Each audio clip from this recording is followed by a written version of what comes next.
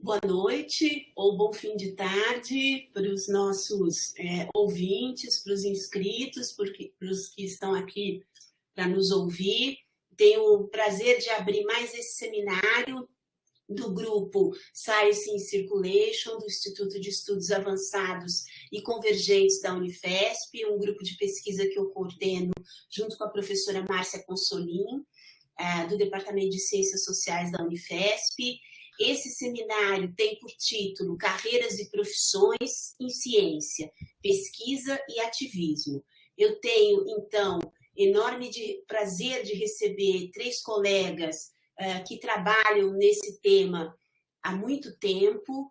A professora doutora Ana Maria Fonseca de Almeida, que é titular da Faculdade de Educação da Unicamp, com larga experiência em pesquisa, mais recentemente investigando temas importantes para todos nós, por exemplo, em relação à FAPESP e o seu papel na pesquisa em educação, além de pensar o lugar das instituições na produção das desigualdades em educação. Então, muito obrigada pela presença.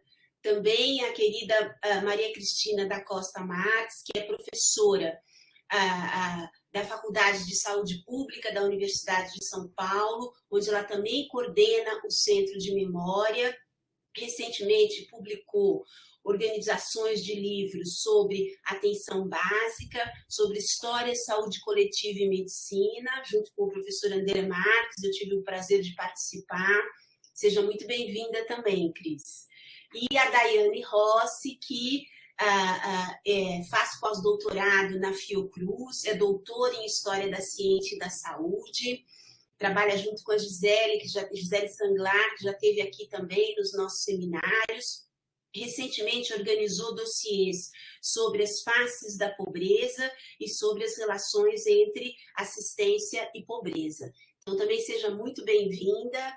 Tenho o enorme prazer de tê-las aqui para adensar o nosso debate e, acima de tudo, nos ajudar a mostrar qual é a relevância da ciência num país com as enormes desigualdades com as quais nós vivemos cotidianamente. Então, estou muito feliz de abrir esse seminário e gostaria de convidar para a primeira palestra a professora Daiane, a pesquisadora e professora Daiane Rossi, cujo título da intervenção é Trajetórias de Mulheres Cientistas, 1950, Rio de Janeiro. Então, por favor, Daiane, a palavra é sua. Você quer que eu te avise quando derem os 20 minutos ou você controla aí? Como que você quer fazer, Daiane? Por favor, pode me avisar quando faltar uns 5 minutinhos. Eu vou tentar controlar, mas sempre é bom. Tá bom, então. Então, por favor, e muito obrigada de novo.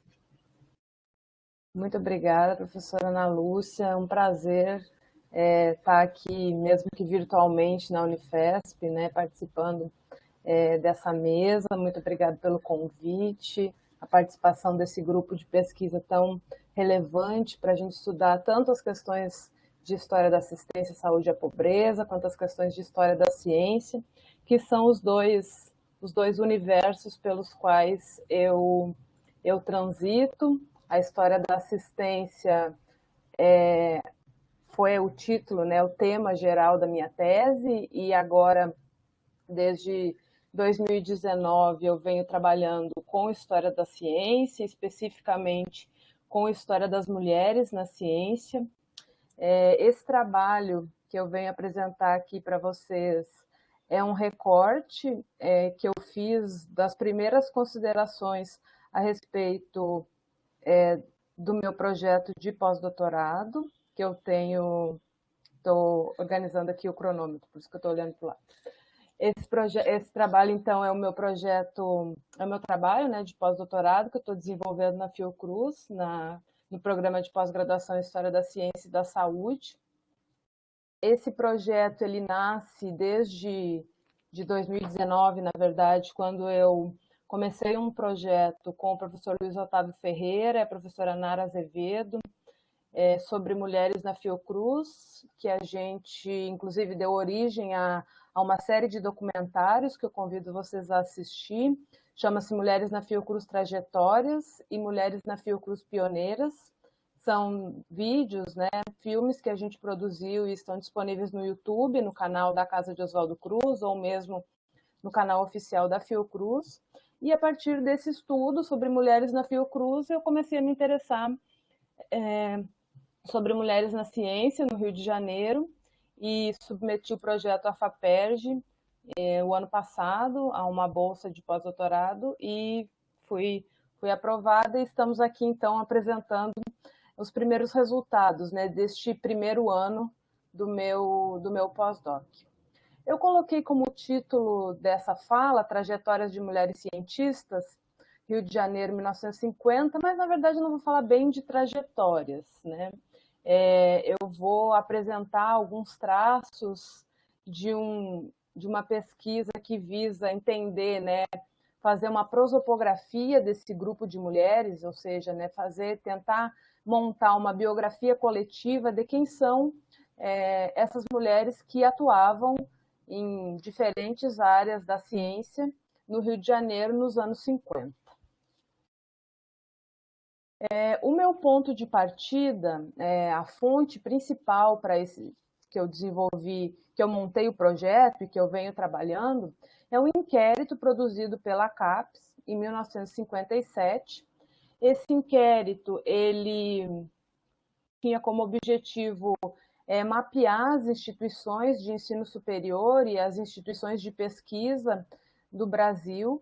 Ele foi submetido a todas as instituições brasileiras naquele momento, em 1955, e 13 estados responderam.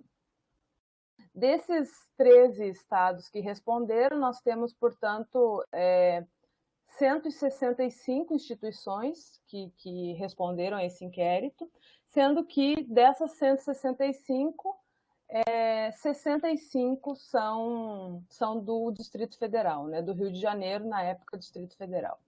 Então, esse é o meu recorte, né, essas 65 instituições. Dentro desse montante geral, né, sobre os pesquisadores, nós temos no Brasil, nesses 13 estados, né, 85% desse montante de pesquisadores eram homens, portanto, 2.723, e 492 mulheres. Dentro dessas 492 mulheres, 281, então mais do que a metade, né, dessas mulheres estavam concentradas apenas na cidade do Rio de Janeiro, do Distrito Federal. E é exatamente sobre essas 281 mulheres que eu vou trabalhar. E vocês vejam que quando a gente olha também para o Rio de Janeiro, né, para a cidade do Rio, nós temos 40% dos pesquisadores concentrados nessa cidade e o montante, proporcionalmente, né, comparando ao Brasil, o número de mulheres, a proporção de mulheres nas instituições do Rio de Janeiro também são maiores. Nós temos 78% de homens e 22%, né? Então, nós temos 7% a mais de mulheres no Rio de Janeiro. Eu trouxe aqui também um trecho do relatório da CAPES de 1955, vou ler esse trechinho para vocês entenderem o que era a CAPES naquele momento e quais eram os objetivos da CAPES, por que ela fez esse relatório, né? A CAPES, então, ela foi criada em 1951, né, com a finalidade, eu estou lendo ipsis literis o que diz no relatório da CAPES, então, como ela se apresenta. A CAPES foi criada em 1951 com a finalidade básica de promover uma campanha nacional de aperfeiçoamento de pessoal de nível superior. A CAPES tem como objetivo fundamental contribuir, por ação direta e indireta, e pelo fornecimento de informação apropriada para a adequada expansão dos quadros brasileiros de profissionais especializados necessários à condução dos empreendimentos públicos e privados que visam o desenvolvimento econômico e social do país. A CAPES ela realiza um programa que inclui levantamentos e pesquisas, cooperação com centros de ensino superior para a melhoria das condições e de preparação de pessoal, aperfeiçoamento de pessoal, especialmente em nível de pós-graduação, planejamento e documentação sobre matéria educacional. Entre os serviços da CAPES que havia nesse contexto da sua criação, né, nos seus primeiros anos, a CAPES, portanto, é criada em 51 e esse primeiro inquérito nós temos em 55, havia o serviço de estatística e documentação. E é esse serviço de estatística e documentação da CAPES que vai promover esse inquérito. O objetivo desse serviço, né, era fazer um levantamento geral da situação do ensino superior no país, sendo uma das suas tarefas o cadastro dos estabelecimentos de ensino. Os dados recolhidos, né, pelo Serviço de Estatística, diretamente através dos questionários, relatórios e por intermédio do Serviço de Estatística do Ministério da Educação e Cultura, vêm sendo transcritos para fichas especialmente preparadas para o registro de todos os aspectos ligados ao estabelecimento de ensino. Encontram-se concluídas fichas referentes a todos os estabelecimentos que foram objeto do inquérito direto por parte da CAPES. Então, aqui a CAPES está explicando, nesse relatório de 1955, né, o objetivo dela de fazer esse relatório e como que foi feito. Para esse mapeamento das instituições de ensino superior, foram encaminhadas fichas para todas essas instituições, como eu estou dizendo. Então, de posse desse relatório de 1950, que foi publicado em 1957, depois, em 1960, foi publicado outro relatório, em 1965 foi publicado outro também. Por enquanto, os 3 relatórios que eu tive contato foram o de 57, 60 e 65. É provável que existam outros, mas por enquanto eu me concentrei nessa década de 50 e 60. Mas o que eu vou apresentar hoje para vocês é apenas a respeito dessas instituições, sobretudo dessas 281 mulheres. Bom, sobre a profissionalização, né, nesse contexto de criação da CAPES, do CNPq e das universidades. A década de 40 e a década de 50 é um período, né, em que o governo brasileiro criou mecanismos institucionais que definiram, né, os critérios para exercer a atividade científica.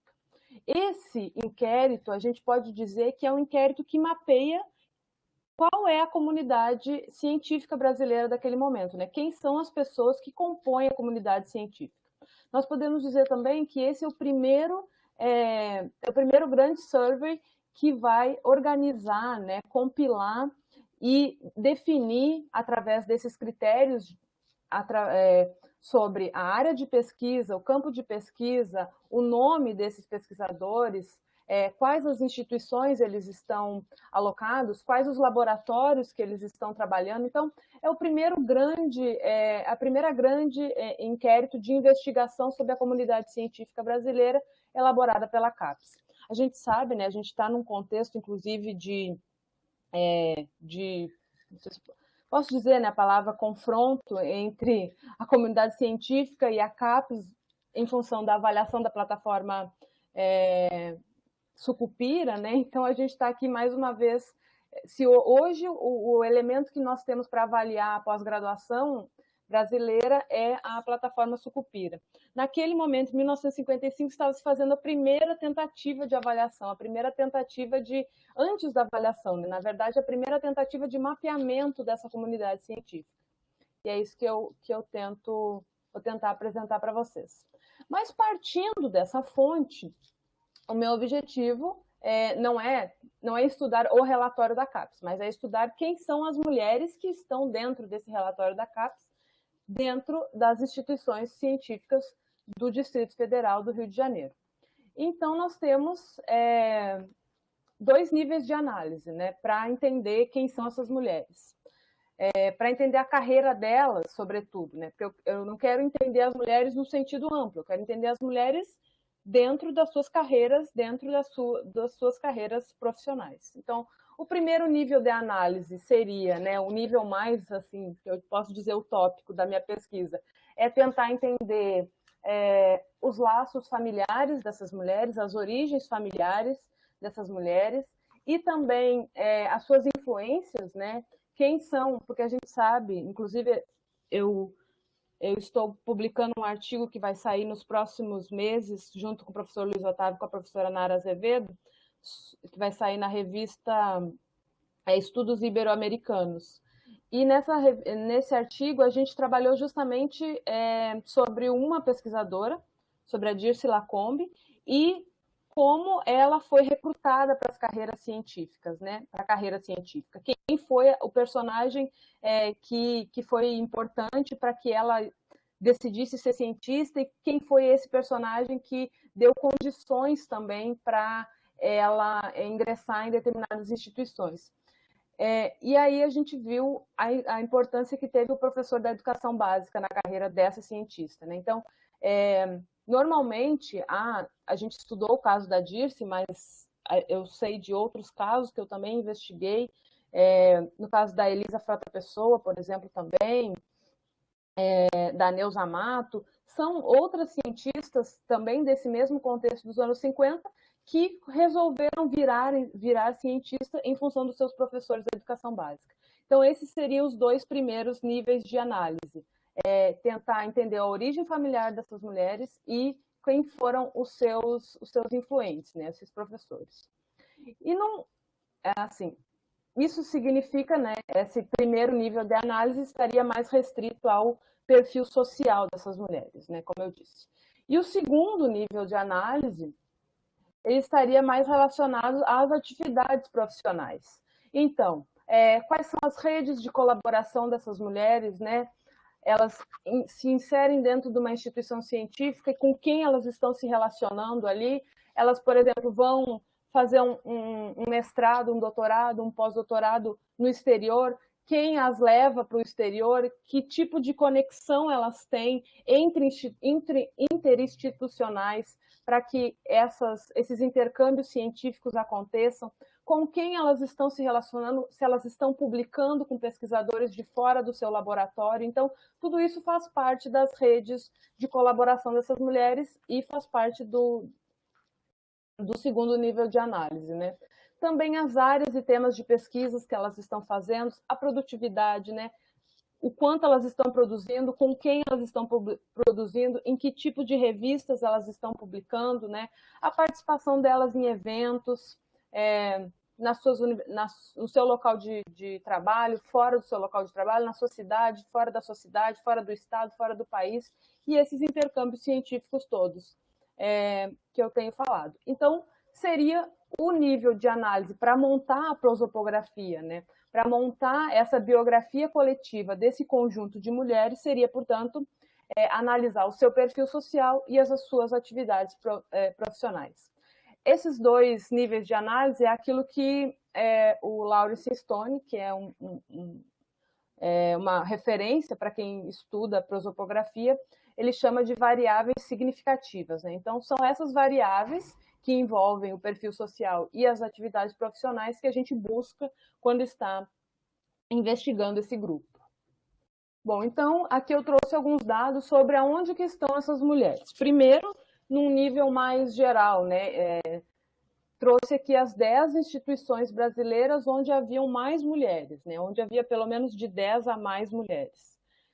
Nós temos aqui a maioria delas, né, dessas 10 instituições, 7 estão no Distrito Federal, isso também corresponde lá àquela maioria de mulheres no Distrito Federal. A grande maioria delas, onde há mais mulheres, e é a instituição também onde há uma proporção maior entre homens e mulheres, é no Instituto de Pesquisa Educacional do Distrito Federal.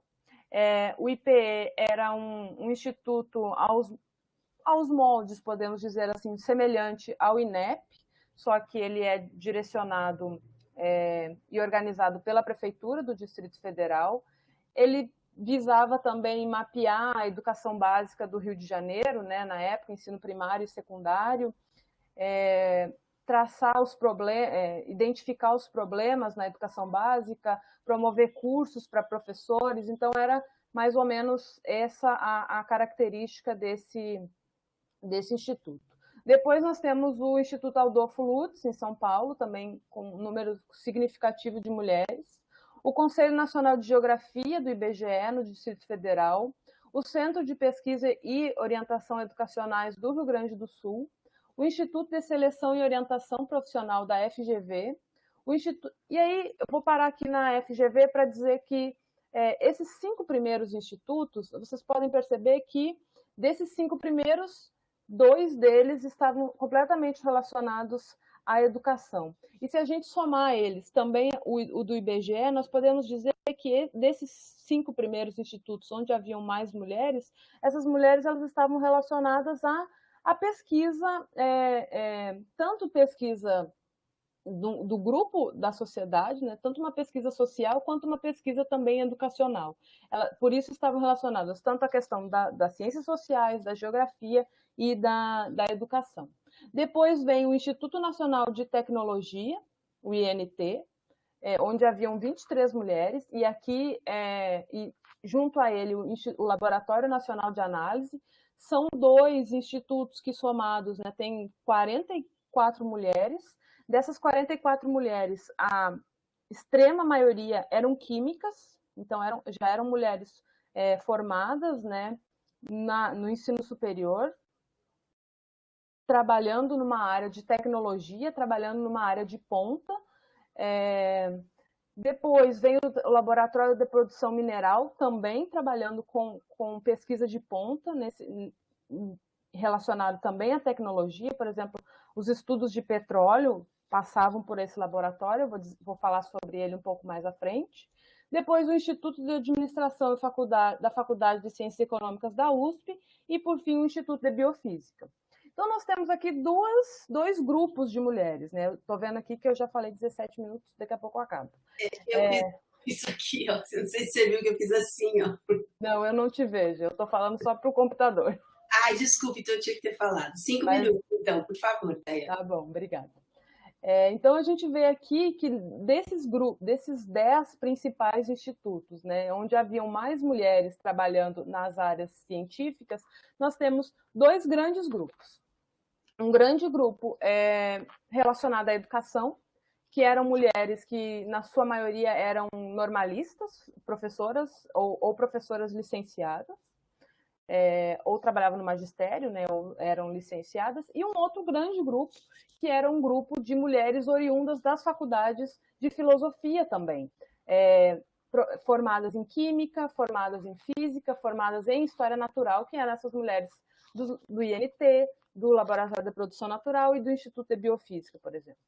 Aqui nós estamos falando dos anos 50, a ciência dos anos 50. Essa ciência dos anos 50 ela é muito já herdeira do investimento, né, da criação das faculdades de filosofia que se dão no final dos anos 30, né, da USP em 34 e da Universidade do Brasil em 37. É com a criação dessas universidades que as mulheres elas passam a ingressar cada vez mais no ensino superior e a atuar os seus desdobramentos, né, que vai para... Algumas vão ser professoras, sim, a maioria, mas outras também se desdobram para esses outros institutos de pesquisa. Então, já finalizando, fiz só aqui um exercício para mostrar para vocês o que seria, então, né, tentar traçar essas características gerais, né, desse grupo, né. A prosopografia, ela é um método que ela evidencia, ela investiga o indivíduo, né, mas para traçar um perfil coletivo desse grupo. Então, nós temos aqui algumas características de duas instituições, só para fazer um exercício mesmo e mostrar para vocês. Então, o Instituto de Pesquisas Educacionais, que era aquele lá que eu comentei anteriormente, que era o que havia mais mulheres. São mulheres de uma geração nascida entre os anos 1920 e 1930. A formação delas é no magistério, no curso normal, e algumas do magistério, depois elas também fizeram licenciaturas. O local onde elas se formaram, né, é o Rio de Janeiro, a grande maioria delas. A atividade profissional delas são professoras do ensino primário ou técnico. A grande área de atuação delas é a educação e o campo de pesquisa, então, ciências sociais e educação. Já o Laboratório de Produção Mineral também era uma geração nascida entre 1920 e 1930. O local de atuação e de nascimento dessas mulheres também é o Rio de Janeiro. A formação delas é em química e engenharia química. O período de formação, né, a década, a geração de formação delas é entre os anos 40 e 1950. As atividades profissionais que elas exerciam eram de tecnologistas químicas, essa era o nome do cargo delas nesse laboratório, e também algumas depois se tornaram professoras do ensino superior. A grande área delas, as ciências físicas, e o campo de pesquisa, a mineralogia. Sobre esse grupo, quando a gente está olhando, né, para a prosopografia, a gente tem que levar em conta que nós estamos analisando um grupo, né? Então, a gente busca as mesmas variáveis, né? A geração, local, formação, atividades profissionais, campo de pesquisa.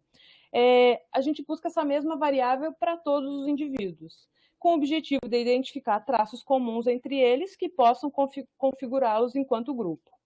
É preciso ter cuidado, no entanto, né, para que o grupo não seja tão pequeno ao ponto de indivíduos excepcionais se tornarem padrões. Essa foi uma frase que o Flávio Heinz, que é um grande pesquisador de prosopografia, falou ontem numa live dele, né, quando foi perguntado sobre qual o tamanho de um grupo para a gente montar uma prosopografia. Ele disse: nem tão grande que a gente não tenha perna para identificar o grupo inteiro, ou que a gente não tenha informações sobre o grupo inteiro, e nem tão pequeno que a gente não tenha, que haja indivíduos excepcionais que se sobressaiam naquele grupo. Então, aqui, para finalizar mesmo, só trouxe algumas imagens dessas mulheres em atuação nesse período dos anos 50 e 60. As professoras... E aqui é uma foto interessante, porque junta tanto as professoras quanto as técnicas do IBGE. A Dirce Lacombe, que era uma cientista do Instituto Oswaldo Cruz, a Feiga Rosenthal, a Silvia Tomoskin e a Alba Galotti, que eram químicas do Instituto Nacional de Tecnologia. Então, só para ilustrar sobre essas mulheres que eu estou falando. Muito obrigada, desculpa se eu passei aqui um minutinho. Obrigada.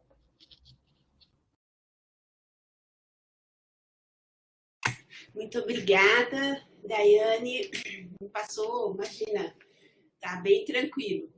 Então, eu vou passar a palavra para a professora Maria Cristina da Costa Marques, que vai proferir a palestra intitulada A Formação de Sanitaristas em São Paulo, do controle ao direito à saúde. Então, por favor, Cristina, você quer que eu avise ou você controla? Eu gostaria, por favor. Eu controlo, mas às vezes o aviso é sempre bom. Obrigada, Ana. Antes de mais nada, eu queria agradecer muito o convite para participar dessa série de seminários que promovida por vocês, por esse instituto, e dizer da minha alegria e felicidade também de estar compartilhando aqui com a professora Daiane, a professora Ana Almeida, aprendendo um pouco também, compartilhando experiências de pesquisa, de reflexão. Eu acho que é um momento muito especial, não é? Então, gostaria de começar agradecendo. O que eu trago aqui, dentro dessa perspectiva de que a Ana colocou como título, faz parte de um projeto de pesquisa, é um projeto de pesquisa que está ainda em andamento, financiado pela FAPESP, né? E o projeto específico, ele tem um nome de Transformações do especialista em saúde pública na Faculdade de Saúde Pública, Universidade de São Paulo, de 1928 a 2008. Para a apresentação aqui, eu fiz um recorte, né, considerando esse alinhamento com a discussão do que eu estou denominando do controle ao direito à saúde, né? Na faculdade, eu sou professora também, eu costumo dizer, tenho como de origem de graduação, eu sou sanitarista, e depois eu fiz toda a minha pós-graduação em História Social. Então, eu sempre falo que eu sou, ou às vezes, uma sanitarista historiadora, ou às vezes uma historiadora sanitarista, né? E aí nós vamos, então, tentando alinhar os dois campos de interesse. Eu sou professora também de um curso recente, não tão recente, porque ele vai fazer 10 anos, da USP, que é de graduação em saúde pública. Então, nós estamos hoje formando sanitaristas no nível de graduação. o que é um projeto muito recente, um projeto nacional das universidades, várias universidades públicas, hoje em torno de 22, 23 na maioria das universidades federais, que formam hoje sanitaristas, graduados, e esse curso surgiu no âmbito da discussão do Sistema Único de Saúde, na necessidade de profissionais qualificados para atuar nesse sistema de saúde do Estado, Sistema Único de Saúde. A partir dessa questão, e também como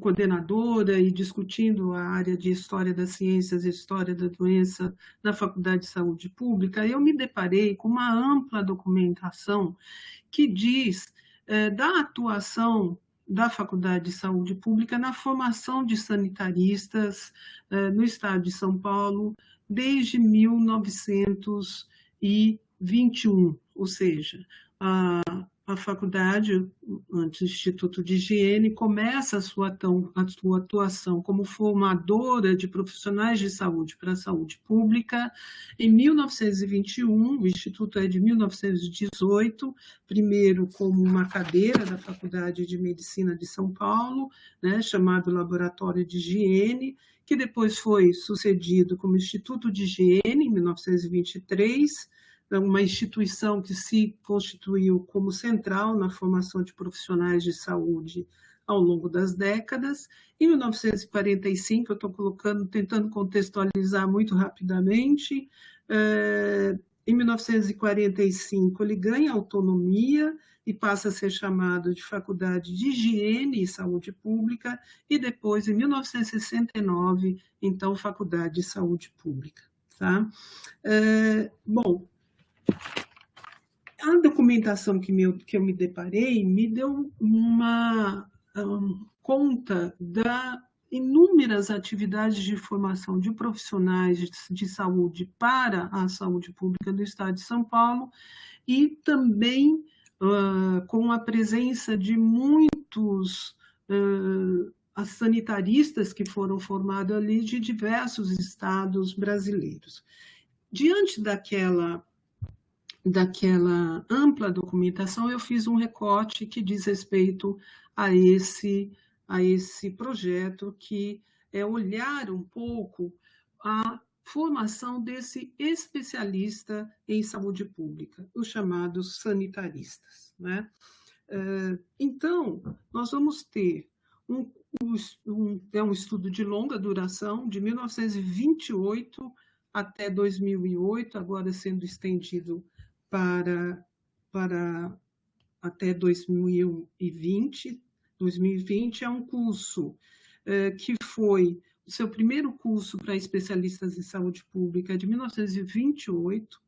É um curso chamado de Higiene e Saúde Pública para médicos, né?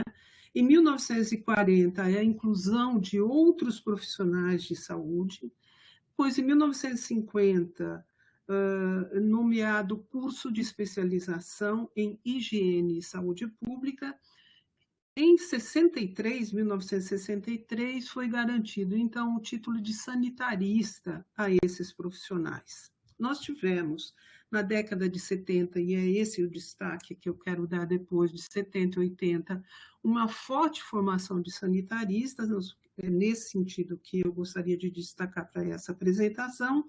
E entre 80 e 90, 1980 e 1990, nós vamos ter uma extinção dos cursos para sanitarista para a carreira médica, para a categoria médica, e esse curso que é ministrado até hoje pela Faculdade de Saúde Pública passa a ser ministrado de forma multidisciplinar, e depois, em 2011, então, a instituição cria o curso de graduação de saúde pública, embora mantenha também o curso de especialização em saúde pública. Bom, as perguntas que norteiam um pouco esse projeto são duas. Quais projetos políticos e pedagógicos influenciaram a formação desses sanitaristas ao longo do tempo? Qual a influência de determinados períodos de nossa história influenciaram também os projetos pedagógicos e políticos de formação desses profissionais de saúde. E aí, como nós estamos falando de um grande período, eu estou colocando aqui Estado Novo, período da ditadura militar, a redemocratização, a iminência do SUS, leis de estratégias e tal.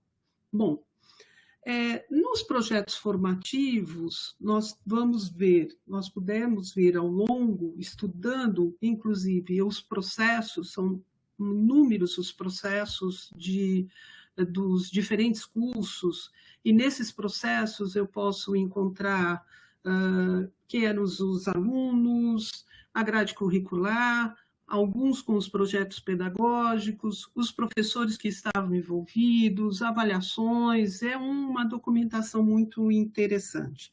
Então, a ideia é que a gente possa, ao longo do estudo, entender em diferentes períodos,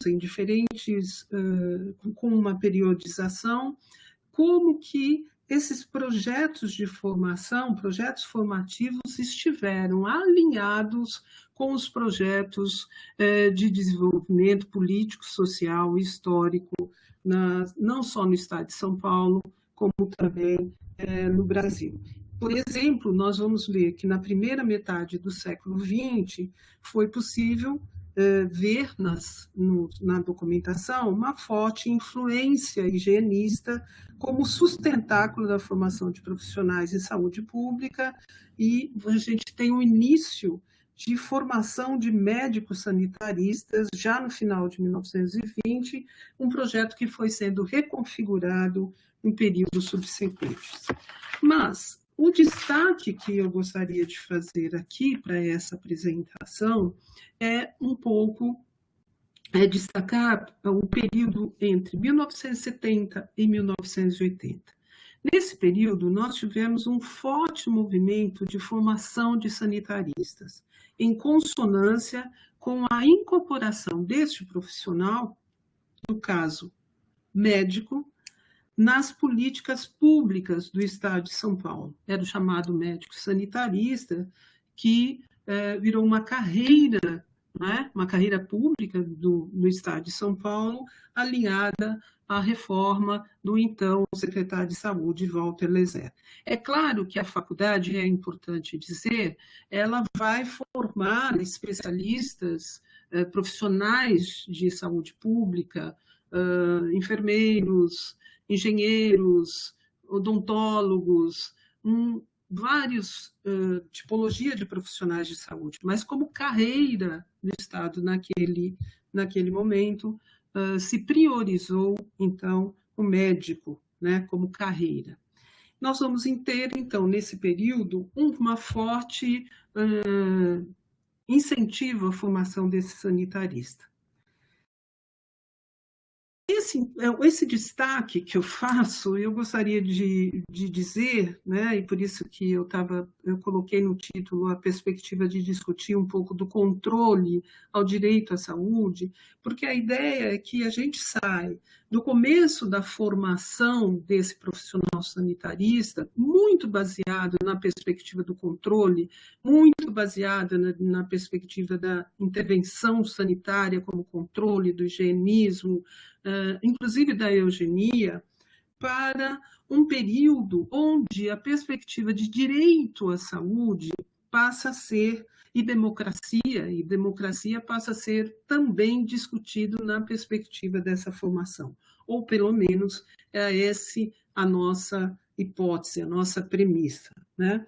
Um debate sobre democracia e direito à saúde para a formação de profissionais de saúde. É um tema relevante em tempos de retrocesso, como os que estamos vivendo, de tamanha crise democrática e negação de ataques nas universidades públicas. Então, assim, eu penso que resgatar a perspectiva da discussão de democracia e direito em saúde em um período tão importante como foi a década de 70, principalmente início da década de 80, onde nessa própria formação se discutia democracia, direito à saúde, pobreza, e outras perspectivas relacionadas à saúde pública se faz extremamente importante. Então, a nossa premissa para esse destaque é que o projeto de formação de sanitaristas nesse período, em São Paulo e em outras localidades, ajudou a fortalecer o ideário da reforma sanitária brasileira e o pensamento do direito à saúde, né?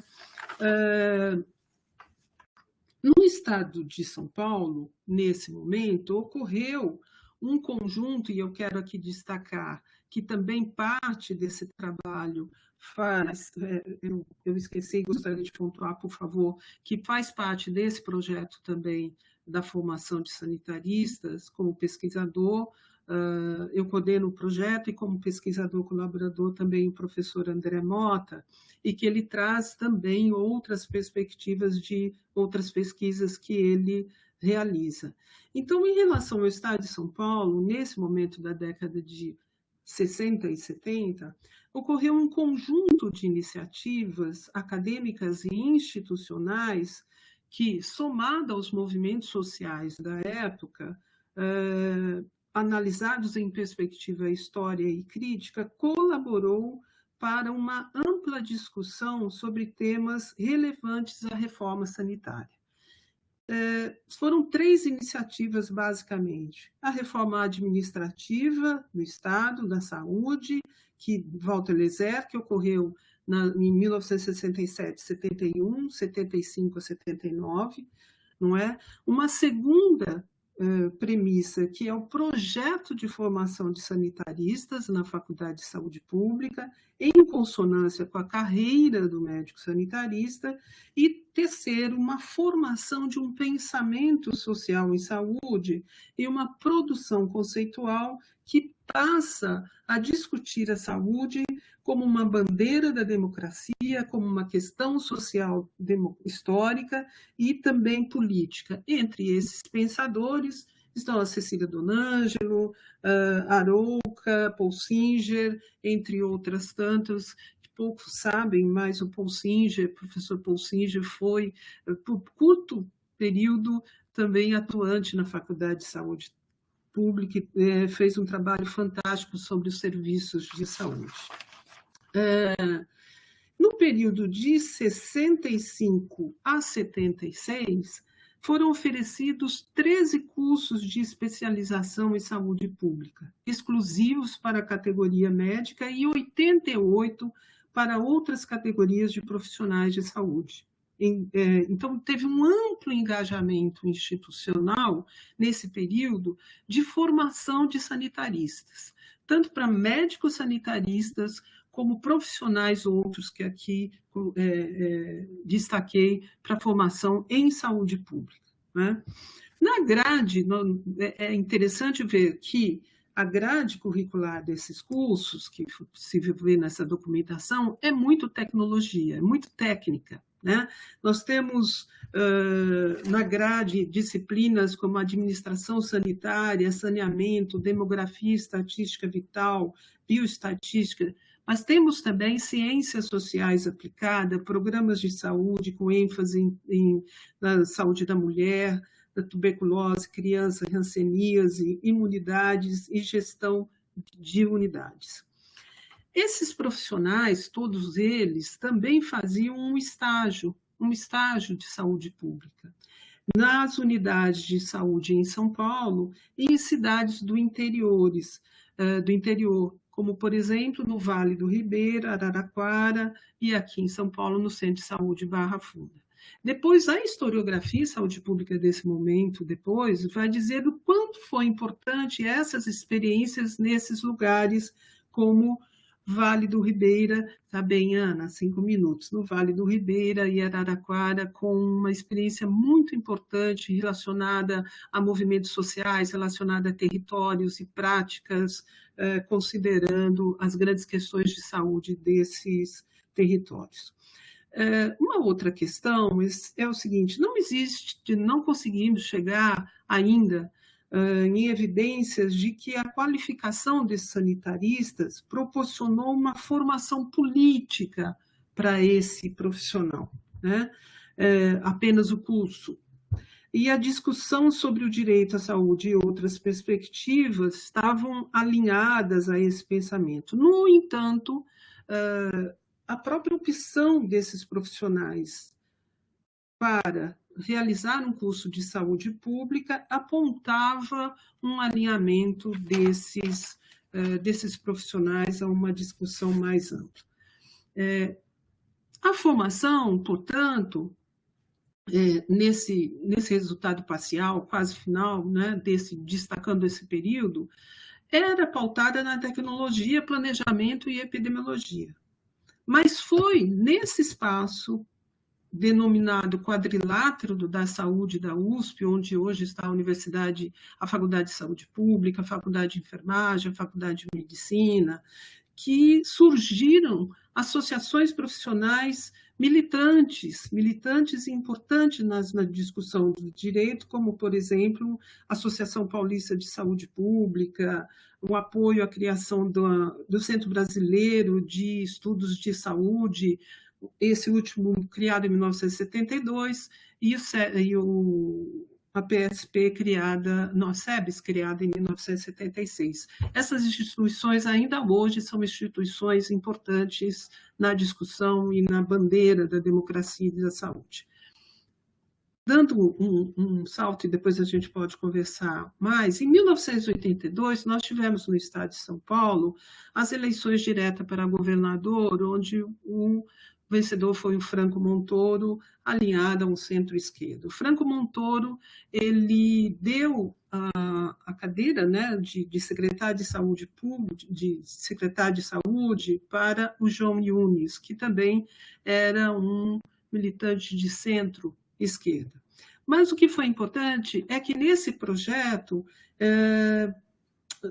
a Secretaria de Saúde acolheu um grupo diverso com formação profissional e política, voltadas às diretrizes de movimento pela reforma sanitária. Muitos formados nos cursos da década de 1970 e com experiências em projetos comunitários, né? Então, a historiografia também do Estado, com todos os limites e com todos os desafios, vai dar conta de como esse período foi um período importante de conformação de algumas políticas de acesso e de políticas de direito em relação à saúde pública no estado de São Paulo, como, por exemplo, a política de enfrentamento ao HIV/AIDS que se inicia aqui no estado de São Paulo. Bom, o reflexo dos anos de 1990 encaminhou para uma busca cada vez mais academicista dos departamentos de medicina preventiva e outros espaços da universidade. O apagamento ou desbotamento das bandeiras da reforma sanitária foi inevitável ao final da década de 90 e questões que ainda estão hoje no bojo das discussões para que a gente possa recuperar essa, vamos dizer, virulência da militância em relação da militância acadêmica na formação de profissionais compromissados com o direito, com a ética, com a perspectiva da democracia em saúde. Nesse sentido, então, esse curso, essa formação, nós estamos, como eu disse, finalizando esse projeto, ainda tem muito o que debater, o que compartilhar, mas a ideia é que, mesmo que esses cursos de sanitaristas, nesse período, paramédico e outros profissionais, tenham sido formatados numa perspectiva de atendimento a um projeto de saúde do Estado, com alguma conformação pedagógica muito tecnológica, dado o momento em que eles ocorreram, dado a perspectiva de discussão política que estava inserida na perspectiva de uma redemocratização do país, foi um incentivo importante para a discussão do direito à saúde e da democracia. Desculpe me estender, Ana, fico à disposição para que a gente possa estender o debate. Obrigada. Imagina, está ótimo, está ótimo. Muito obrigada, Maria Cristina. um prazer ouvi-las todas. Eu convido, então, agora a professora doutora Ana Maria Fonseca de Almeida, que vai nos oferecer os primeiros resultados de uma pesquisa que está no começo e que se relaciona diretamente com o título dessa mesa, Carreiras e Profissões em Ciência, Pesquisa e Ativismo. Por favor, Ana. Você está sem o som, Ana. Boa noite a vocês que estão aqui hoje nos ouvindo, participando dessa conversa. Estou muito honrada com esse convite e vejo, né, pela apresentação, pelas duas apresentações anteriores, que há muitos pontos de contato entre as nossas preocupações. Eu fiz aqui uma pequena apresentação para orientar um pouco o raciocínio do que eu vou falar. E eu espero que a gente tenha a oportunidade de conversar um pouco a respeito desse trabalho, né, desses trabalhos e desse trabalho que eu venho desenvolvendo e que ainda, como a Ana falou, está nas suas fases iniciais. A partir desse momento eu não vejo mais vocês, então se tiver algum problema na apresentação, vocês, por favor, me digam em voz alta. Valeu? Obrigada. Bom, então... esse trabalho ele tem uma intenção, né, de trazer para a discussão sobre a ciência, né, e sobre as práticas da ciência e sobre a forma como a produção da ciência está organizada contemporaneamente, algumas preocupações que eu enfrentei em momentos anteriores da minha carreira, que tem a ver então, com as questões da desigualdade, das desigualdades educacionais, das desigualdades de formação, das desigualdades de inserção no mercado de trabalho, em particular as desigualdades de gênero, e ao mesmo tempo, em paralelo, juntando aí duas linhas de trabalho com as quais eu venho, né, lidando há algum tempo, pensar as questões relacionadas ao ativismo político, ao ativismo em geral, à militância, e a mudança organizacional. Então, esse trabalho, né, então, se corporificou agora, se concretizou nessa iniciativa de pesquisa que tenta examinar como que se construiu e como avançou uma pauta política voltada ou que está preocupada em fazer uma discussão e em agir para transformar a prática científica de forma a promover igualdade de gênero. Então, a questão, né, que é fundamental aqui é compreender como que desigualdade de gênero na ciência se tornou um problema, né, uma questão política e que tem gerado, né, mudanças importantes nas organizações, tanto nas organizações que estão encarregadas de fazer pesquisa, né, de produzir pesquisa, de produzir conhecimento, que são as universidades, basicamente, institutos de pesquisa, etc., mas também nas organizações que atuam apoiando essas iniciativas, que são as organizações financiadoras. Então, eu fiz aqui rapidamente, para não perder, e não vou falar com muito detalhe, mas eu fiz aqui uma pequena linha do tempo apontando, né, vamos dizer assim, as mudanças que foram acontecendo ao longo das últimas décadas, que são significativas para indicar, né, como que essa pauta ela se tornou importante, dominante, ou basicamente como que ela se legitimou, né, nesse período. Então, se a gente trata-se de desenvolvimentos aqui que são nacionais, por um lado, mas que tem também a gente vai discutir isso um pouco depois, tem também um alcance global. Não são iniciativas localizadas em espaços nacionais específicos, embora haja desenvolvimentos específicos nos espaços nacionais, também é fácil da gente perceber uma certa movimentação vamos dizer assim, que atinge espaços não insuspeitos do globo, né, do nosso planeta.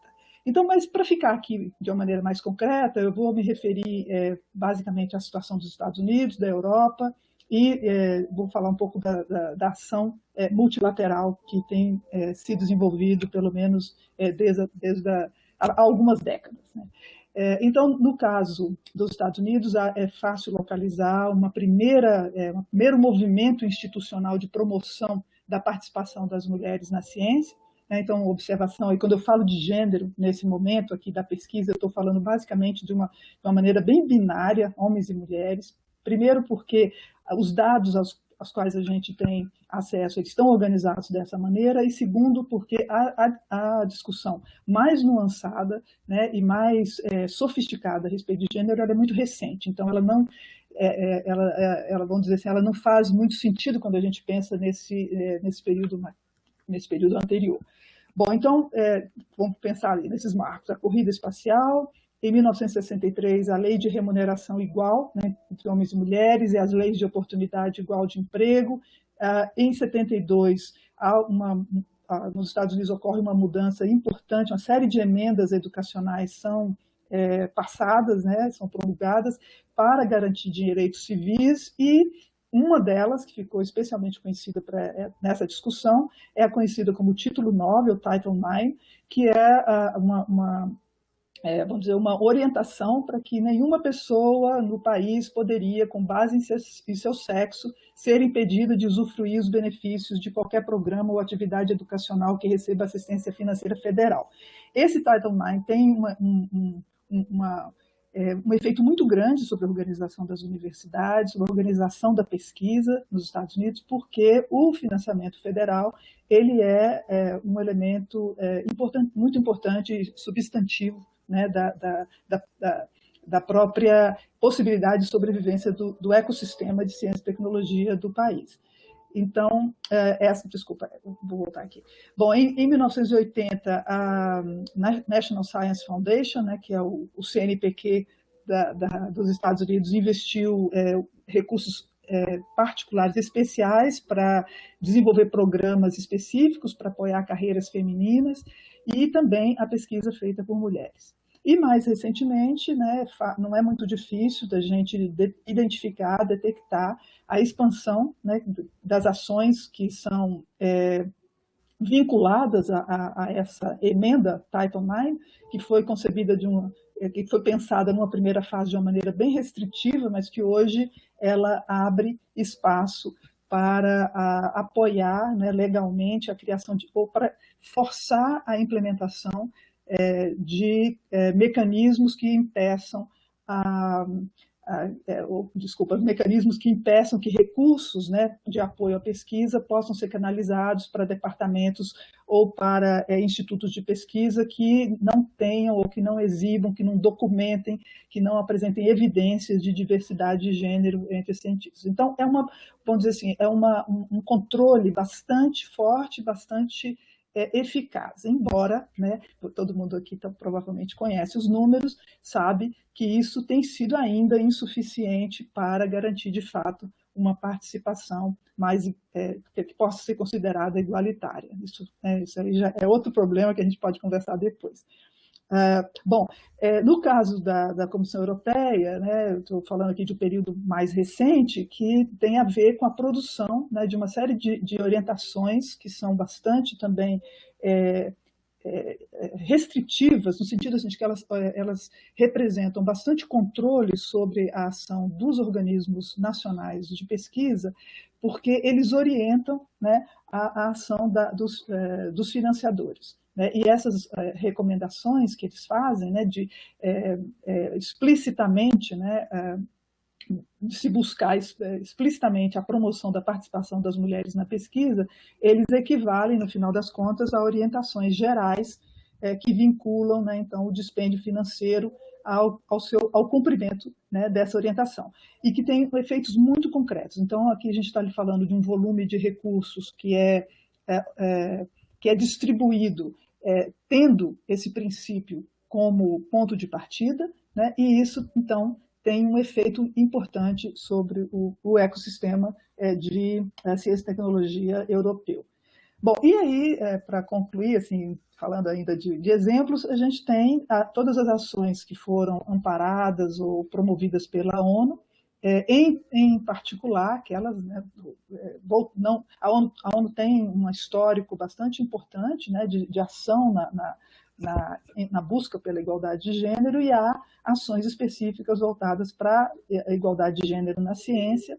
Um deles, né, é o esforço que foi feito para se produzir, né, na política apoiada nas iniciativas apoiadas pelas Nações Unidas, essa noção de gender mainstreaming, que significa integração da igualdade de gênero em todas as políticas, em todas as áreas, né? Então, todas as áreas em que a ONU apoia políticas, se busca, né, que haja uma preocupação, ou que haja mecanismos, dispositivos específicos para garantir igualdade de gênero. E isso, é claro, então, tem um efeito importante sobre todas as intervenções, né, que são apoiadas ou que se dão de alguma maneira na interlocução com a ONU em todo o planeta.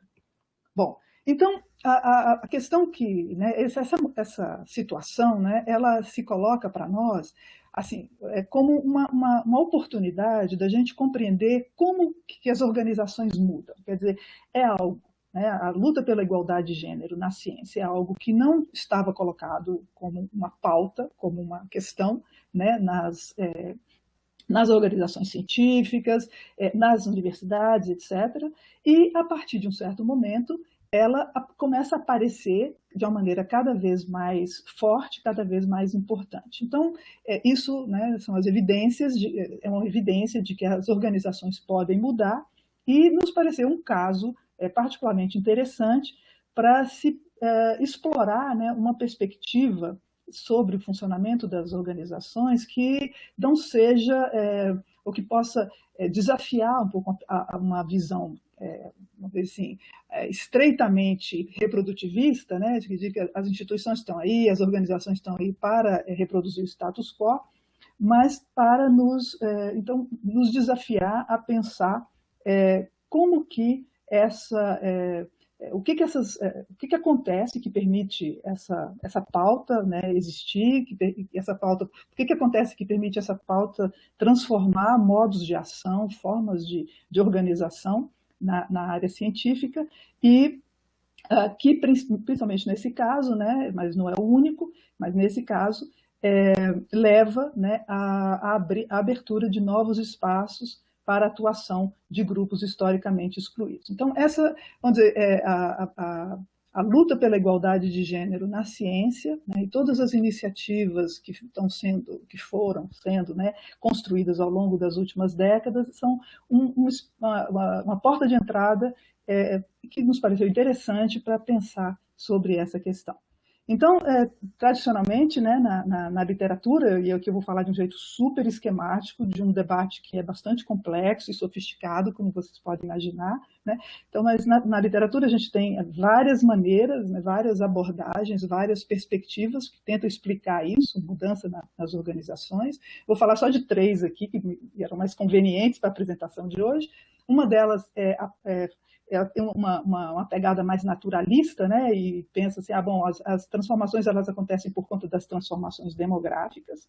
Outros vão trabalhar a mudança nas organizações, vão tentar explicar a mudança nas organizações pelos movimentos sociais, né, vamos dizer, tem sido um forte argumento, né, na literatura da área. Então, nesse caso, são explicações baseadas na atuação do movimento feminista.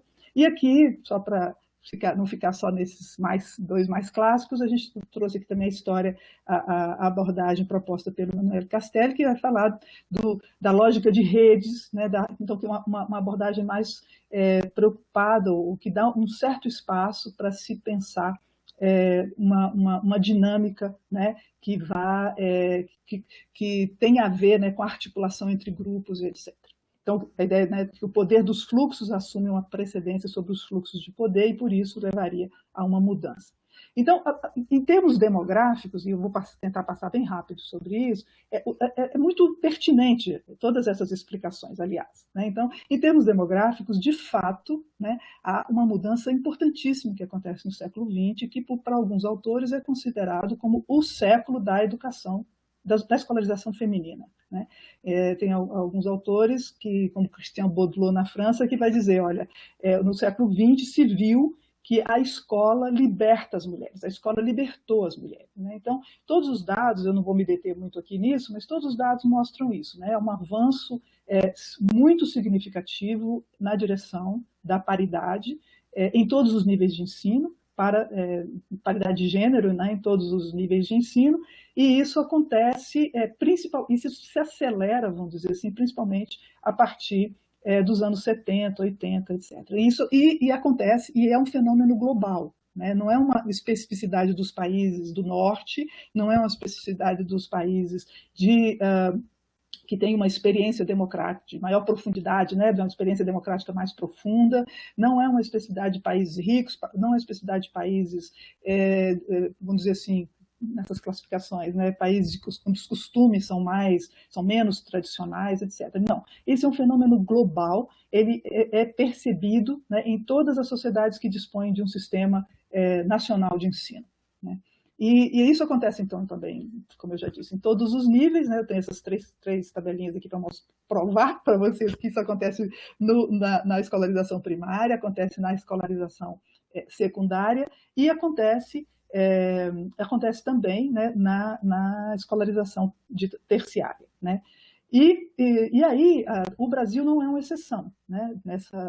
Todo esse movimento, o Brasil não é exceção, né? Esse gráfico aqui que eu copiei da página da revista da FAPESP, ele mostra, né, como cresce a proporção, como que vai se transformando a proporção de homens e mulheres na distribuição de títulos de doutorado, né? Então, a gente chega em... a gente não começa muito... O gráfico ele é longo, mas o período não é tão longo, né? Então, ele já começa em 1996.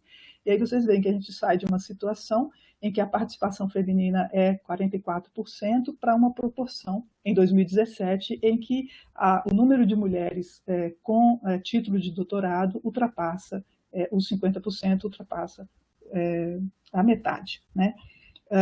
Além disso, né, a gente tem que notar que esse avanço, e aí a situação, onde entra, né, o ponto que a gente vai começar a discutir, é que esse avanço ele não vamos dizer, ele não se dá da mesma maneira em todas as áreas, né? Então, se a gente está falando aqui do espaço de produção de ciência, né, de produção de conhecimento, então vamos pensar, o doutorado é um indicador interessante de como que está organizada a força de trabalho científica no nosso país, e aí vocês veem nesse gráfico que há uma diferença bastante importante em termos da proporção, né, de homens e mulheres em cada área, né, saindo da ciência da saúde para uma menor participação em ciências exatas e da Terra.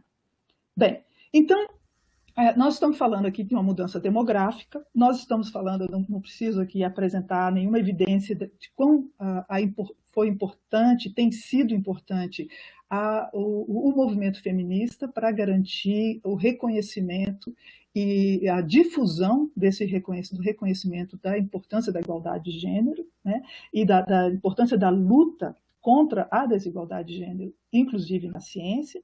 E, então, a nossa questão aqui é propor um tipo de explicação que possa nos levar a compreender de uma maneira um pouco mais fina as dinâmicas que levaram às situações que eu vou apresentar na sequência. Então, nós vamos falar basicamente, né, de duas mudanças, né? Primeiro, o reconhecimento de que a igualdade de gênero é algo desejável no ecossistema de pesquisa, ou seja, que se faz pesquisa melhor se a igualdade de gênero é reforçada e é garantida, né?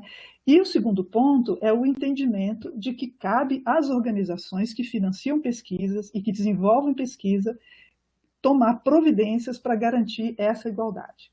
Então, essas são as mudanças, tanto em termos que a gente, né, quer levantar, são mudanças que ocorrem ao mesmo tempo no nível cognitivo, né, uma mudança de percepção, uma mudança de entendimento do que é a pesquisa, do que são os resultados, do que são os resultados desejáveis, mas também uma mudança que e estimula ou que impulsiona transformação na forma de organizar o financiamento, organizar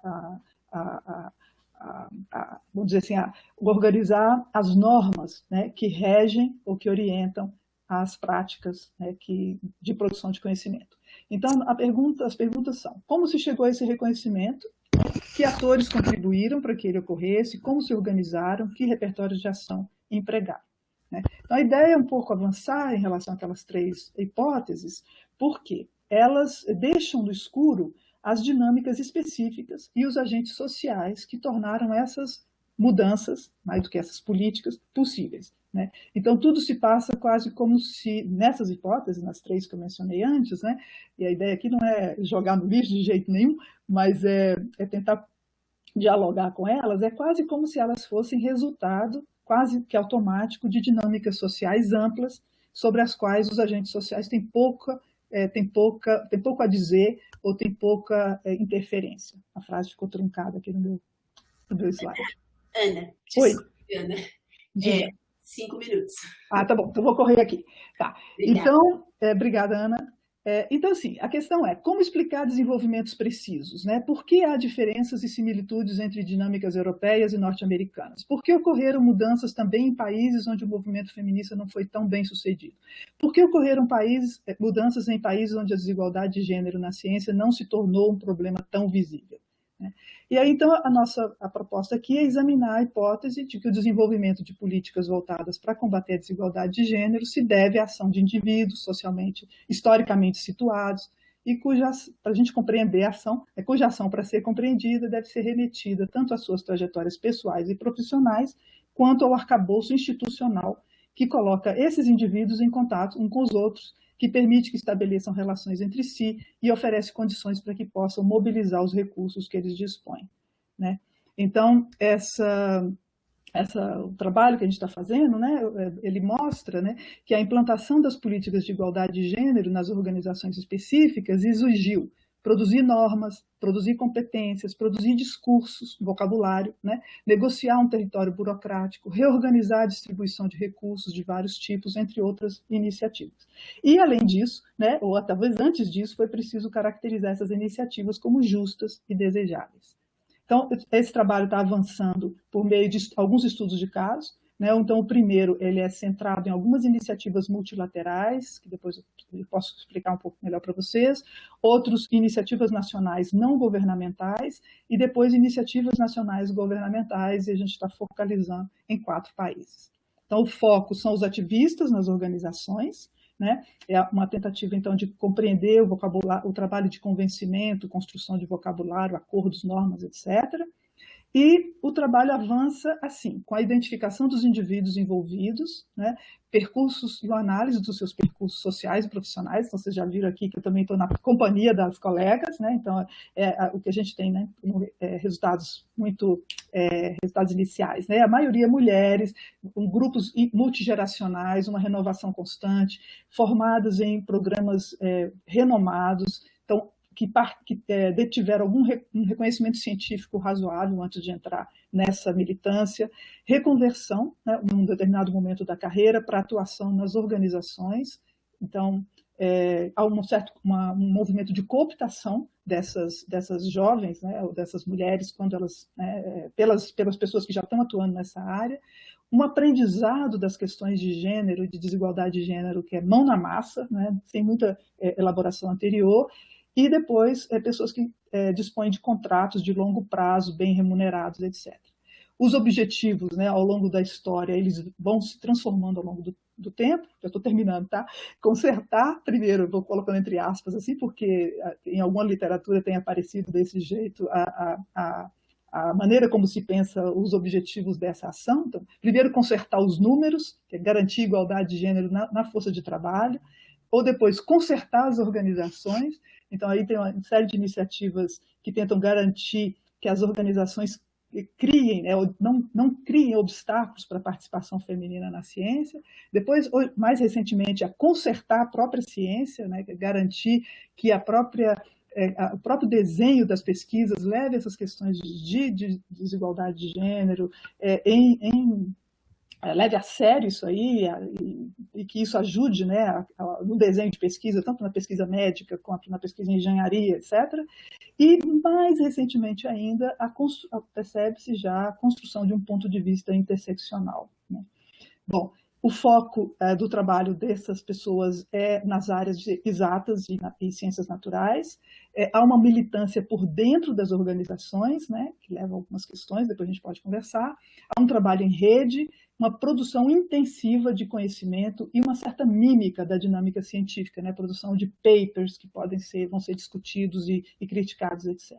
Então, para terminar, esse é o último slide, a questão que fica, né, e no debate com a literatura é uma questão que eu acho que é a questão pulsante aí para nós, é do que a gente está falando? A gente está falando de militantes ou a gente está falando de burocratas? A gente está falando de intelectuais? A gente está falando da ação de intelectuais ou a gente está falando de ação de experts? É diferente? Qual é a diferença entre isso? E, no fim das contas, né, o que a gente está propondo aqui é uma interrogação sobre as maneiras como o conhecimento pode ser mobilizado para intervenção no debate público, para intervenção na ação, né, das organizações que organizam, que contribuem para definir o nosso trabalho como cientistas. Obrigada. Obrigada. Muito obrigada, Ana. Muito obrigada a todas vocês. Vou convidar, então, a Daiane e a Maria Cristina para voltarem aqui para a nossa conversa. Acho o tema dessa mesa extremamente desafiador nesse momento em que nós estamos vivendo, porque se de um lado, às vezes, na universidade, nós nos sentimos premidos pela militância que nos cobram determinadas atitudes e determinados comportamentos. Eu brinco muito com os alunos, quando eles fazem as cobranças, eu falo, meu Deus, lá vem a esquadra vermelha. Eles riem, é uma brincadeira, claro, porque muitas das reivindicações deles são corretíssimas. Então, esse equilíbrio entre o que seriam as nossas ações militantes e aquilo que é a nossa produção intelectual, que, no entanto, para se justificar, precisa estar em diálogo com a sociedade, e no caso da história, tem toda uma discussão sobre o que seria a história pública nos últimos anos, exatamente para que nós pudéssemos partilhar melhor os nossos conhecimentos e mostrarmos mais à sociedade qual a relevância deles. Então, esse seminário é muito instigante, porque são essas as questões que nós estamos respondendo. Qual é o nosso papel como perscrutadores da realidade, duvidadores da realidade? Porque isso que a gente faz o tempo todo, duvidar. Né? Duvidar, fazer pergunta, organizar empiricamente a dúvida de modo a apresentar determinadas sugestões, determinadas possibilidades de interpretação. E aqui a gente teve nessa mesa dois exemplos de ativismo que são fundamentais para o Brasil hoje, né? O ativismo do sanitarista, isso é fundamental, o ativismo daqueles que defendem a saúde pública, que defendem o SUS e que trabalham internamente para formar profissionais que possam se responsabilizar pela saúde pública, compreendê-la, agir nos diferentes territórios, e o ativismo das mulheres para ampliar os seus espaços de atuação em diferentes temporalidades. Então, é bacana porque a gente pegou lá nos anos 50, quando tudo isso está começando aqui no Brasil, e como isso, e vimos pela fala da Ana, como isso se tornou uma coisa muito forte e muito grande. Então, muito obrigada a vocês,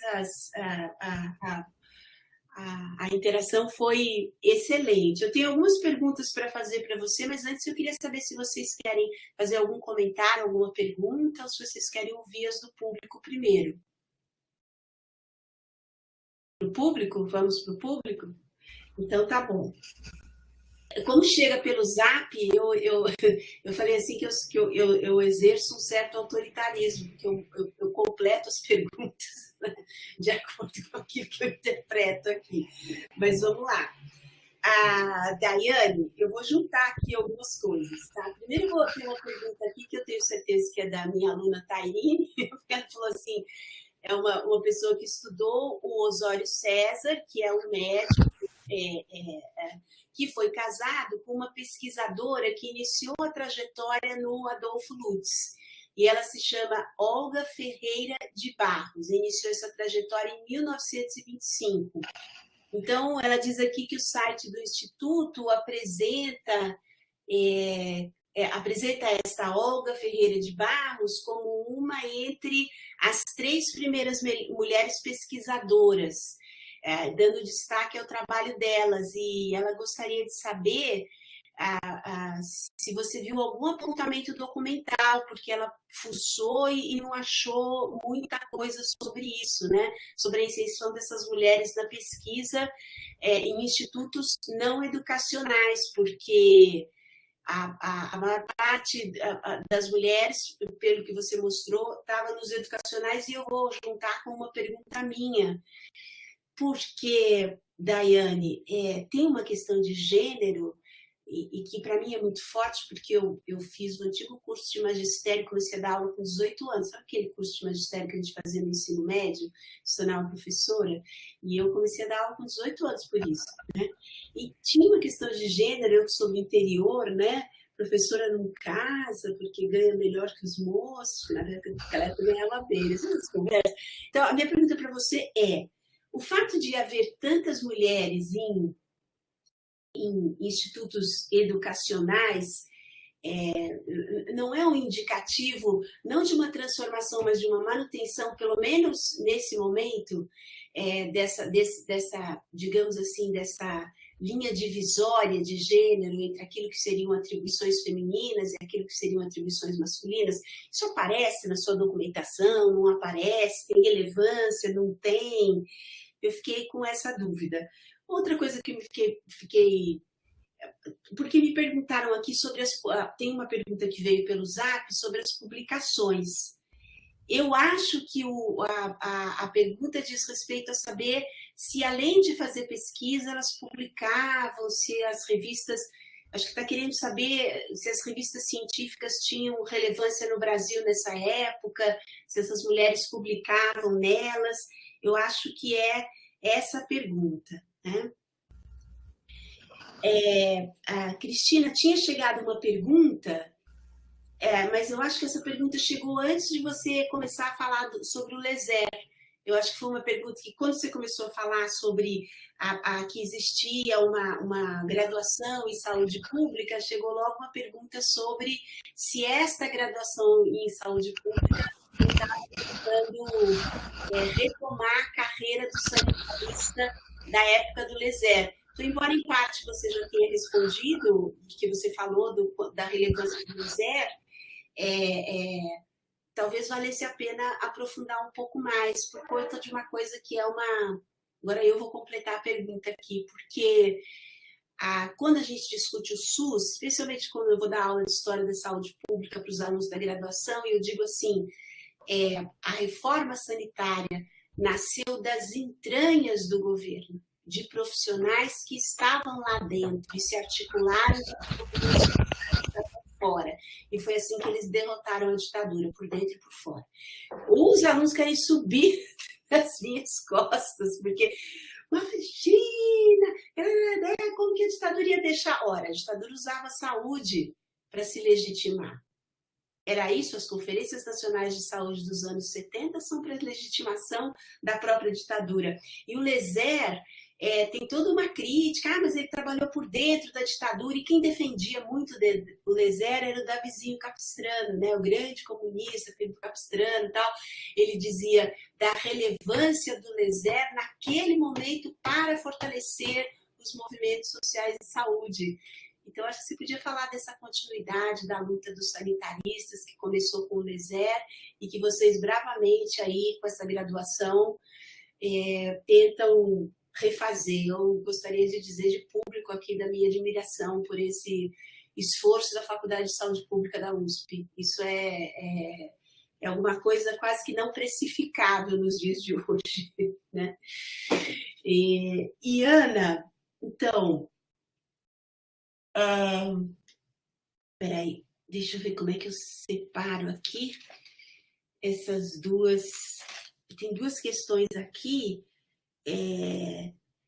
tem uma pergunta que eu vou tentar traduzir e eu peço para mandar um zap de novo para a Tairine se eu não traduzir correta.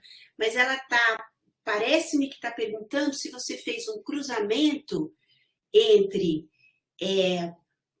o aumento das mulheres nas carreiras universitárias.